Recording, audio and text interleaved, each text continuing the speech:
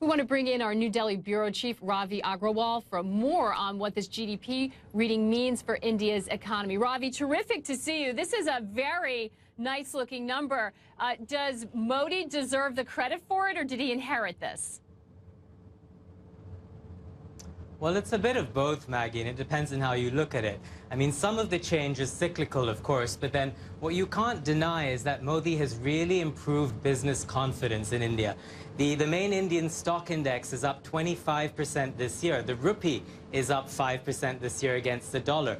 There was a great survey in the Economic Times, the Indian newspaper, this week, in which 50 top Indian CEOs were surveyed and asked how much they thought that India's economic and business sentiment had improved since Modi assumed office 100 days ago. Now, on a scale of 1 to 10, Maggie, they came back with a 7, which is a ringing endorsement of what Modi's done so far, especially given that it's only been 100 days.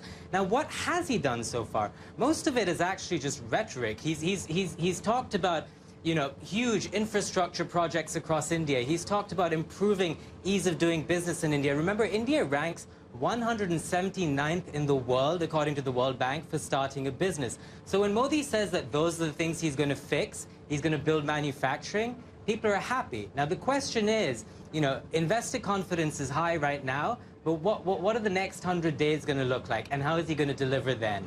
Right, there are huge expectations, but I tell you, confidence has the ability to have an incredible halo effect. As we well know, 6%, almost 6% growth would be enviable for a lot of other countries in the world. Is it fast enough for India?